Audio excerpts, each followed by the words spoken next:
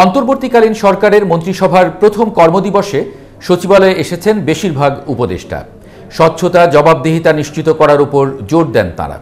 এ সময় গণমাধ্যমকে গঠনমূলক সমালোচনা করার পরামর্শ দেন সমাজ কল্যাণ উপদেষ্টা। উপদেষ্টারা বলেন, কেবল নিজ দপ্তরের দায়িত্ব সামলানো নয়, সারা দেশের পরিস্থিতি স্বাভাবিক করাই তাদের জন্য চ্যালেঞ্জ। শারমিন নীরার রিপোর্ট।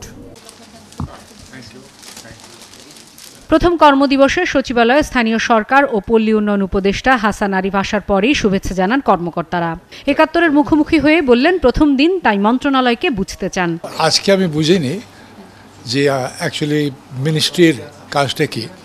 এতদিন আমি অন্যদিকে ছিলাম, অর্থাৎ মিনিস্ট্রির ভুল ত্রুটি নিয়ে হাইকোর্টে রিট করতাম, তো সবগুলি ছিল থিওরিটিক্যাল আসপেক্টে।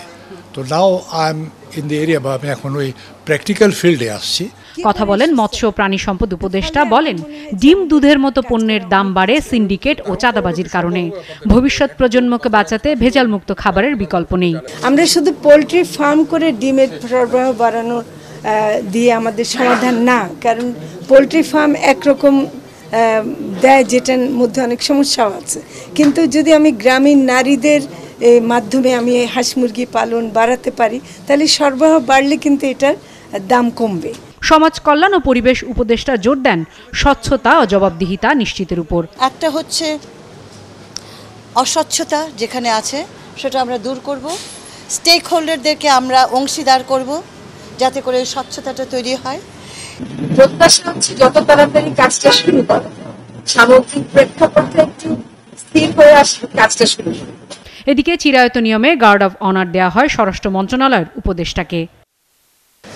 অন্তর্বর্তীকালীন সরকারের দফতর বন্টনের পর ওই অর্থে আজই প্রথম কর্মদিবস। যদিও গেল শনিবার ছুটির দিন কোনো কোনো উপদেষ্টা এসেছিলেন, কিন্তু আজ যারা এসেছেন প্রথম কর্মদিবসে নিজ দফতরে, তারা বলেছেন রাজনৈতিক দলগুলির জন্য একটি নির্বাচন এবং শিক্ষার্থীরা যে সংস্কার চায়, এই দুটি লক্ষ্য নিয়ে আসলে তারা কাজ করতে চান। সেই সাথে জবাবদিহিতা এবং স্বচ্ছতাও নিশ্চিত করার উপর জোর দিয়েছেন অধিকাংশ উপদেষ্টা।